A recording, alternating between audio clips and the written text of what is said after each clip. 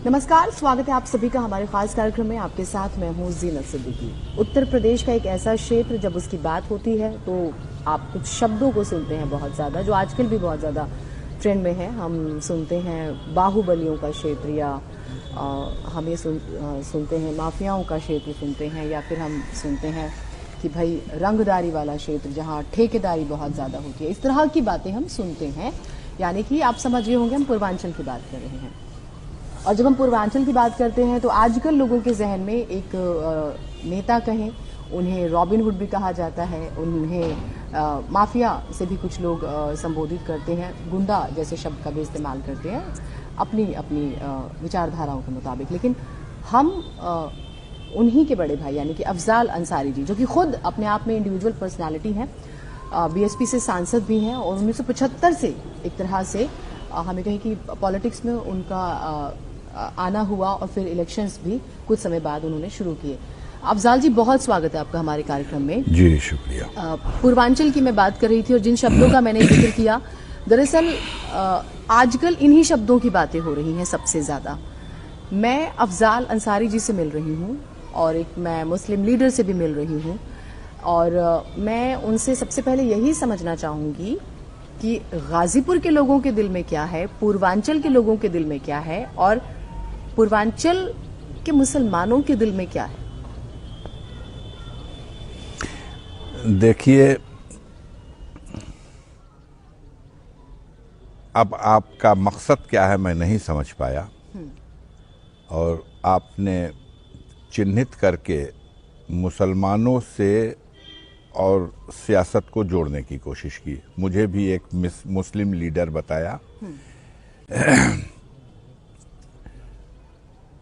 ये गलत है, क्योंकि एक मुस्लिम लीडर की हैसियत से हम या कोई भी इस सरजमीन पर राजनीति में कभी सफल नहीं हो सकता। हम समाज को दो हिस्सों में बटा हुआ पाते हैं। एक वो हिस्सा है जो दबंगई के माध्यम से ताकत के बल पर समाज के कमजोर तबके के लोगों को दबाने वाले सामंतवादी पूंजीवादी जहनियत के लोग होते हैं, और दूसरी तरफ समाज के कमजोर तबके के लोग जो मेहनतकश हैं, कमाते खाते हैं, अपने रोजी रोजगार धंधे में और अपनी मजदूरी में उनका जीवन अपने बच्चों की परवरिश में बीतता चला जाता है। बस ये दो जमात है समाज की। हम लोग ये दूसरी वाली जमात के साथ खड़े हैं, और इस दूसरी जमात ने लगातार हम पे भरोसा करके पिछले 40 सालों से इस क्षेत्र की राजनीति में उन्होंने अपना प्रतिनिधि बनाकर कभी विधानसभा में भेजा, कभी लोकसभा में भेजा। 5 बार विधानसभा में और 2 बार लोकसभा में। मैंने ये बात इसलिए की कि इस गाजीपुर में मुसलमानों की जनसंख्या सिर्फ 9% है। जी। तो 9% की आबादी वाले क्षेत्र में किसी जात का आदमी, उस जात का आदमी कोई प्रधान भी मुश्किल हो सकता है। आजकल बटा है समाज, लेकिन उसके बावजूद भी हम बनारस के बगल में हैं, फिर भी यहाँ ये संतुलन आज भी बरकरार है कि लोग जमात के साथ खड़े होते हैं, धर्म, मजहब और जात से ऊपर उठ करके सोचते हैं, और एक साफ सुथरी, आप चाहे जिस तरह के शब्दों से नवाज दीजिए, लेकिन गरीबों के दिल में एक साफ सुथरी छवि है, वो हमें अपना हमदर्द मानते हैं। लेकिन मौजूदा जब मैं सत्ता का जिक्र करूँ, मुख्यमंत्री योगी आदित्यनाथ कई रैलियों में, प्रचार प्रसार में, या बीजेपी के तमाम अन्य लीडरान जो हैं, चाहे वो यूपी से हो या वो सेंटर से आते हैं, वो ये दावा करते हैं कि उन्होंने दरअसल पूर्वांचल में खासतौर से माफिया राज खत्म कर दिया, गुंडा राज खत्म कर दिया, बाहुबलियों का आतंक था, अब बेटियां बड़े आराम से इत्मीनान से जा सकती हैं बाहर। वो ये दावा करते हैं, वो कहते हैं कि जो अकूत संपत्ति खड़ी की गई, हमने उन पर बुलडोजर चलाया। और चुनाव में ये बहुत बड़ा मुद्दा जो है बनकर निकल रहा है, तो उस पर फिर आप क्या कहेंगे, उन्हें क्या जवाब रहेगा आपका? देखिए, जनता के बीच में जिन बातों पर चिंता है और चर्चा है जी, उससे बचने के लिए ये सरकार और उसकी मिशनरी के लोग इस तरह की बातों की चर्चा आप जैसे मीडिया के साथियों के माध्यम से करते और कराते रहते हैं। जनता सुनना चाहती है। आज हमारे पढ़े लिखे नौजवानों के भविष्य का जो आपने अंधकार में ढकेल दिया है, अब क्या होगा।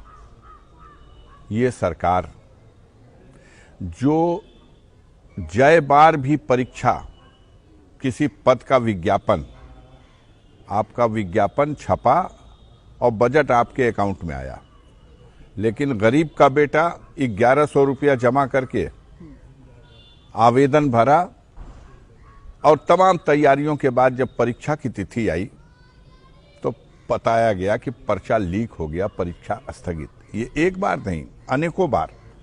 तो जो सरकार एक परीक्षा तक नहीं करा सकती, उसकी नाकामी की इससे बड़ी और क्या मिसाल हो सकती है। महंगाई का सवाल, बेरोजगारी के बाद जो सबसे ज्वलंत समस्या है वो है महंगाई की, और इस महंगाई की मार से सब पस्त हो चुका है। 200 रुपए लीटर आज सरसों का तेल है, 225 रुपए लीटर आज रिफाइन ऑयल है। जो 400 के सिलेंडर थे वो 1000 रुपए के हो गए। आपने कहा था फ्री बिजली देंगे, और बेचारे की मड़ई में मीटर लटका करके आज 300, 400, 500 रुपया महीना आप उसको बिल थमा रहे हैं। पेयजल के साधन के लिए जो गांव-गांव में हैंडपंप की व्यवस्था थी, आपने 3 साल हो गया हैंडपंप पर रोक लगा दिया। अब हैंडपंप के लिए कोई बजट नहीं। आप कहते हैं हम गांव-गांव में पाइपलाइन के जरिए ले जा करके उनको पानी देंगे, और वहां भी मीटर लगा के जैसे बिजली का बिल वसूलते करते हैं उस तरह पानी का भी बिल वसूल करेंगे। हमारे देश में आप कौन सी व्यवस्था लाना चाहते हैं? कितना टैक्स वसूलना चाहते हैं? लेकिन वो ये जीवन नर्क बना दिया आपने। वो सरकार का दावा है कि भाई, खास तौर से क्योंकि मैं पूर्वांचल में हूँ इस वक्त, तो उनका कहना है कि जो अवैध संपत्तियां कुल की गई, हम बुलडोजर चला रहे हैं, वहां पे गरीबों के लिए आशियाना बन रहा है। तो मैं फिर आपका स्वागत करूंगी। जरा नाम सुनिए जी, और योगी बाबा से और जितने सूरमा लोग इस बात को कह के वोट मांग रहे हैं उनसे बताइएगा कि अंसारी परिवार पूर्वांचल का और गाजीपुर जनपद का एक जमींदार परिवार रहा है और आज भी है। मैं आपको 18 ऐसे गांव के नाम बता सकता हूं जहां हमारे पूर्वजों ने, हमने गरीबों को मुफ्त में जमीन देकर बसाया है, गांव का गांव बसाया है। ये मोहम्मदाबाद नगर है और इस नगर की जमीनें बहुत कीमती हैं। 8,000 और 10,000 रुपए स्क्वायर फीट जमीन की कीमत है, और यहां भी इस दौर में भी हमारे नाम की जमीन है, हमारे बाप दादा से, हमारे पुरसे में हमको मिली जमीन है। उस पर भी सैकड़ों की तादाद में आप चले जाइए। मोहम्मदाबाद थाने पावर हाउस के सामने एक बाग थी जो 3 नंबरों की, एक बीघे की बाग, 4 नंबर थे, 3 नंबरों में बिंदों की आबादी हो गई, 1 नंबर सिर्फ शेष बचा है। वो 3 बीघा जमीन आज भी हमारे परिवार के लोगों के नाम से है। हम उन गरीबों से न किराया वसूलते हैं न कोई टैक्स लेते हैं। ये गलत और झूठी धारणा फैलाई गई कि हम वसूली करने वाले लोग हैं, हम गरीबों को बसाने वाले लोग हैं, हम उनके रास्ते के पत्थर हैं।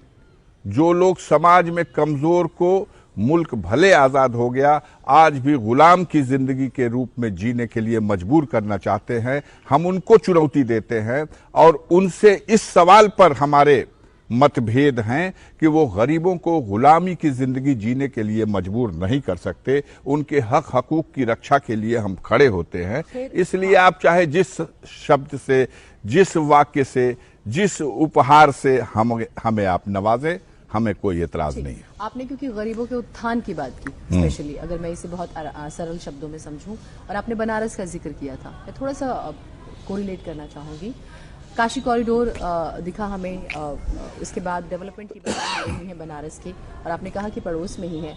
गाजीपुर में डेवलपमेंट को लेकर आप जब सवाल उठते हैं आप तो सुनिए, मैं उस पर जरूर जाऊंगी। ये दावा रहता समाधान है कर कि देता हूं। भाई मनोज सिन्हा जी, ने जी। तो बहुत काम किया, लेकिन अंसारी परिवार ने काम नहीं किया। 150 किलोमीटर सड़क, 150 किलोमीटर सड़क गाजीपुर में पीएमजीएसवाई योजना से अफजाल अंसारी के प्रस्ताव पर स्वीकृत होकर अनुमोदित होकर के और काम चल रहा है, टेंडर हो रहा है। 150 किलोमीटर, और सिर्फ लोकसभा गाजीपुर में, गाजीपुर के ही 2 विधानसभा, ये मोहम्मदाबाद और जहूराबाद, ये बलिया लोकसभा क्षेत्र का हिस्सा है। 76 किलोमीटर पीएमजीएसवाई की सड़कें इस विधानसभा, दोनों विधानसभा क्षेत्रों में बन रही हैं।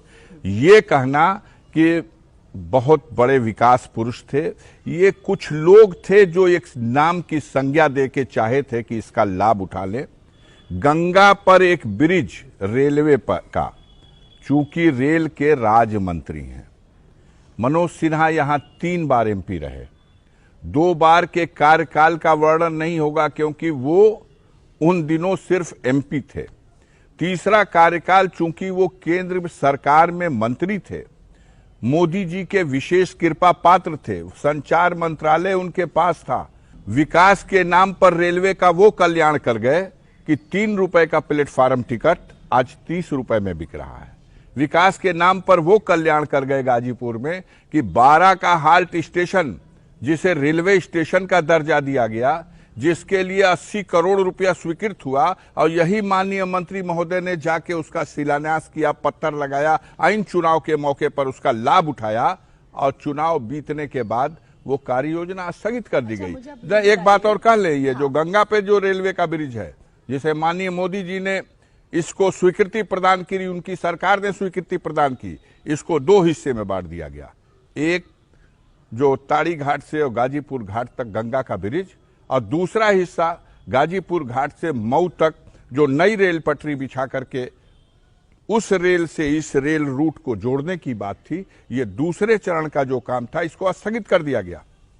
यही विकास है जिसमें मोदी ने भी और मनोज सिन्हा जी ने भी दावा किया था कि 2019 में जहाज उड़ेगा अनहू रेलवे स्टेशन से, लेकिन 2021 खत्म हो गया, 22 आ गया, आज तक जहाज नहीं उड़ा अनहू एयरपट्टी से। उन्होंने, सुनिए, डाकखाने क्या बड़ा ढिढोरा पीटा, मशीनें मंगाई गई, डाकिया गांव गांव जाएगा, पैसा जमा करेगा और वहीं पे आपको दे देगा। इतना विज्ञापन किया गया कि इम्तहा हो गई, और आज डाक एवं पोस्ट विभाग के कर्मचारियों की तनख्वाह नहीं मिल रही है। अब इलेक्शंस पे मेरे आपसे सवाल रहेंगे। आपके मुख्तार अंसारी साहब से भी बात हुई होगी, लास्ट टाइम कब बात हुई, मुलाकात हुई बात हुई हो, और साथ ही साथ मुझे लगता है कि 8 महीने पहले मैं एक बार गया था वहां मिलने। जब वो आए थे उस वक्त तो फिर कोरोना की वजह से इन लोगों ने बंद करा दिया था। फिर कुछ दिनों के बाद जब खुली थी तो उसमें एक बार मैं वहां मुलाकात करने गया था, और वो वहीं बांदा की जेल में रखे गए हैं, जुडिशियल कस्टडी में हैं। ओम प्रकाश राजभर मिलकर आए हैं, क्या बातचीत हुई है मुख्तार अंसारी? क्या नहीं, ओम प्रकाश राजभर से पूछ लेती हैं जाकर के, या मुख्तार अंसारी से जाके पूछ लीजिए। पूछूंगी प्रशासन अगर मुझे अंसारी जी से मिलने की इजाजत देगा तो, लेकिन मैं क्योंकि अभी आपसे बात कर रही हूँ तो मैं जरूर चाहूंगी कि आप कुछ मैं क्या बता सकता हूँ, उनकी मुलाकात को मैं क्या बता सकता हूँ। आपको परेशानी है, पूरे भारतीय जनता पार्टी को परेशानी है, सबकी सांस उल्टी चलने लगी, उल्टी चलने लगी। अधिकारियों ने ये ब्रीफ कर दिया था कि सब कुछ समाप्त कर दिया गया है। अब तस्वीरें जारी आएंगी, अब हमने अखबार में पढ़ा है। आपके बड़े भाई साहब समाजवादी पार्टी में शामिल हुए, संभावना है कि टिकट भी मिलेगी, तो क्या इस पर सवाल नहीं होना चाहिए? आप खूब करिए, हम जवाब नहीं दे रहे हैं। हमारे बड़े भाई साहब सिबगतुल्ला अंसारी साहब 2 बार विधायक रहे मोहम्मदाबाद सीट से, इस बार वो समाजवादी पार्टी को ज्वाइन कर लिए हैं। आगे अब समाजवादी पार्टी जाने और वो जाने। मुख्तार अंसारी साहब पिछला चुनाव बहुजन समाज पार्टी के सिंबल से लड़े थे और विधायक भी थे, लेकिन इस बार माननीय बहन जी ने फैसला लिया है। हम अपने प्रदेश अध्यक्ष भीम राजभर को मऊ सदर सीट से बसपा का प्रत्याशी घोषित कर चुके हैं। अब मुख्तार अंसारी साहब से ओम प्रकाश राजभर मिलने गए। ओम प्रकाश राजभर, उनके बीच में क्या वार्ता हुई, निकल करके ओम प्रकाश राजभर का जो बयान आप लोगों ने दिखाया उसमें यह था कि उन्होंने कहा कि हम मुख्तार अंसारी को लड़ाएंगे अपने टेम्बुल से, अपने टिकट से। बेहतर जवाब इसका माननीय ओम प्रकाश राजभर जी दे सकते हैं। मैं जरूर लूंगी और हमने वही दिखाया जो उन्होंने बोला। अब मेरा सवाल आपसे ये कि पिछले दिनों अमित शाह जी आए थे और उन्होंने भी कहा कि मायावती जी बाहर नहीं आ रही है। अब क्योंकि आप बीएसपी से हैं तो ये एक सवाल उठेगा कि बीएसपी इस इलेक्शन में कहाँ स्टैंड कर रही है और क्या आप वो बाहर आएंगी, प्रचार प्रसार करेंगी और क्या अफजाल अंसारी प्रचार प्रसार करेंगे? आप बात सुनिए, बहुजन समाज पार्टी की मीडिया के साथ बातचीत करने के लिए अपनी एक नीति और तरीका बना हुआ है। सच्चाई तो ये है कि उस तरीके में जो अधिकृत है वही आप लोगों से बात कर सकता है। और बहन जी कहती हैं इसलिए ऐसा करो क्योंकि ये बातों को तोड़ मरोड़ के जो अच्छी बातें हैं तुम्हारी छुपा देंगे और जो जिन बातों को तोड़ मरोड़ के गलत तरीके से प्रस्तुत किया है वो दिखा देंगे। नहीं मेरी बहन सुनिए, हाँ हाँ पार्टियों की रैलियां हो रही है तो अच्छा सवाल नहीं होगा कि मायावती जी कहाँ हैं? अरे भाई तो ये सवाल का जवाब माननीय बहन जी ने दे दिया है। सारे देश की मीडिया ने उसको दिखा दिया है। तो जिस इशू पर बहन जी बोल चुकी हैं, हमारी राष्ट्रीय अध्यक्ष हैं, उस विषय पे हम टिप्पणी करेंगे। जो तरीका वो बता दी हैं, बहुजन समाज पार्टी किसी दूसरी पार्टी के तरीके पर उसकी नकल नहीं करती, उसका अपना सिस्टम है। ये कैडर बेस पार्टी है, गांव-गांव में उसके लोग काम कर रहे हैं। अब आपको दिखाई नहीं दे रहा है, आपको बड़े बड़े विज्ञापन दे रहे हैं योगी जी। जो जनता की कमाई का पैसा खजाने में है, उस खजाने के पैसे से आपको विज्ञापन का पैसा मिल रहा है तो आप उनको दिखाई दे रहे हैं। आप जो कह सकते हैं, लेकिन मेरा वक्त से सवाल ये रहेगा, मायावती जी कहीं फ्रेम में बीएसपी नजर नहीं आ रही है, ये एक पॉइंट। दूसरा पॉइंट है कि ओम प्रकाश राजभर, ये छोटे छोटे दल हैं जो समाजवादी पार्टी के साथ आ गए हैं।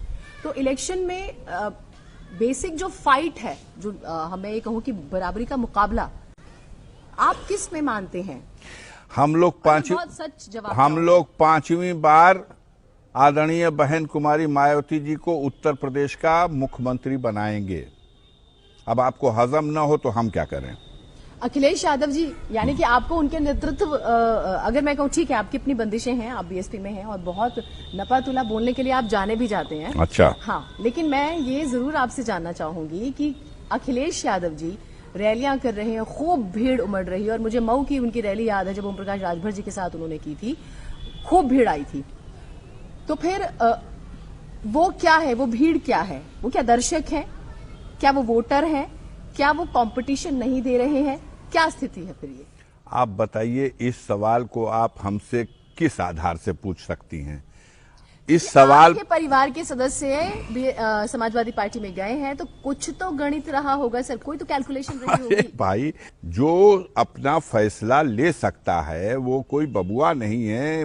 यहाँ से 2 बार विधायक रहे हैं, वो कोई फैसला लेके गए हैं। टिप्पणी आप हमसे क्यों करना चाहती हैं? आप टिप्पणी करिए, कराइए, हमसे क्यों करना चाहती हैं? क्षेत्र में चली जाइए, जनता से पूछ लीजिए। अब ओम प्रकाश राजभर और अखिलेश यादव की रैली में जो भीड़ हो रही है उसका हम क्यों तबसरा करने जाएं? बीएसपी क्या डरी हुई है? क्योंकि मायावती जी ने कई बार बीएसपी किसी से न डरती है न डरी हुई है कि भाई ये जो भीड़ है ये दरअसल किराए पे लाई जाती है और कुल मिलाकर गाड़ियों का इस्तेमाल होता है। वो सेम वो जो बहन जी ने कहा है एकदम 100% सही है। हम आपको वीडियो क्लिप दे देंगे और चुनौती के साथ देंगे, आप दिखा नहीं सकती। इसी गाजीपुर जिले का एसडीएम जमानिया एक गांव के प्रधान को धमका रहा है, और किस काम के लिए? बस में अपने गांव की जनता को लेकर चलो बनारस मोदी जी के रैली में, उसको धमका रहा है। आपको वीडियो क्लिप अभी दे दूंगा। तो यह गलत नहीं कहा बहन जी ने। सरकारी तंत्र का जितना दुरुपयोग हो रहा है उसकी कोई मिसाल नहीं मिलेगी। जनता जानना चाहती है कि मायावती जी रैली करें और फिर हम उसमें उनकी भीड़ भी देखें। जनता देखना चाहती है, रैली का वेट कर रहे हैं डेस्परेटली। जब बहन जी ऐसा निर्णय लेंगी तो देश की मीडिया को भी आमंत्रित हो किया जाएगा। आप आइए, कवर कीजिए, और जब भी बहन जी को कुछ कहना होता है वो प्रेस को बुला लेती हैं, अपनी बाइट दे देती हैं। अभी कल ही उन्होंने बाइट दिया है, नए साल की मुबारकबाद दिया है और इन सवालों का समाधान भी कर दिया है। लेकिन अब किसी का हाजमा कमजोर है, पच नहीं रहा, तो अब हम क्या करें। उन पर आरोप लगते हैं कि वो इनडायरेक्टली, स्पेशली बीएसपी पर आरोप लगते हैं कि वो गवर्नमेंट के शायद ये माना जाता है, कहा जा रहा है, आरोप लग रहे हैं कि बीजेपी के साथ ही हैं वो मिले इंटर्न खाने, अगर कोई ऐसी डील हो गई है अगर ये है स्पेसिफिक एसपी सेंट्रिक पॉइंट्स देती हैं जिससे एसपी को नुकसान हो या कांग्रेस को टारगेट करती है, अगर प्रियंका को लेकर या राहुल को लेकर, तब सवाल उठते हैं कि दरअसल बीएसपी फाइट किससे कर रही है? क्या बीजेपी से फाइट है या एसपी से फाइट है, कांग्रेस से फाइट है? सुनिएगा कि आप नहीं बोलिएगा। नहीं, आप बोलिए, मैं तो आप बताइए कि अमित शाह देश के गृह मंत्री भी हैं, बीजेपी के नंबर 2 के लीडर भी हैं, तो सबसे ज्यादा परेशान तो अमित शाह हैं। आप कह रहे हैं बीजेपी से मिली हुई है, अगर आरोप लगते हैं तो बीजेपी तो सबसे ज्यादा परेशान है। कल तो उन्होंने ही अपने तमाम जो आरोप लगते थे लगाया उन्होंने, और बहन जी ने उन्हीं के आरोपों का भरपूर जवाब दिया है। तो ये बात कहां से है, आपको समय पे पता लगेगा। बीएसपी क्या उसकी स्ट्रेटजी है, उसको समय से पहले आपसे क्यों खुलासा करे। ठीक है, वो अपनी स्ट्रेटजी को जब समय से चाहेगी आपके सामने रख देगी। ठीक है।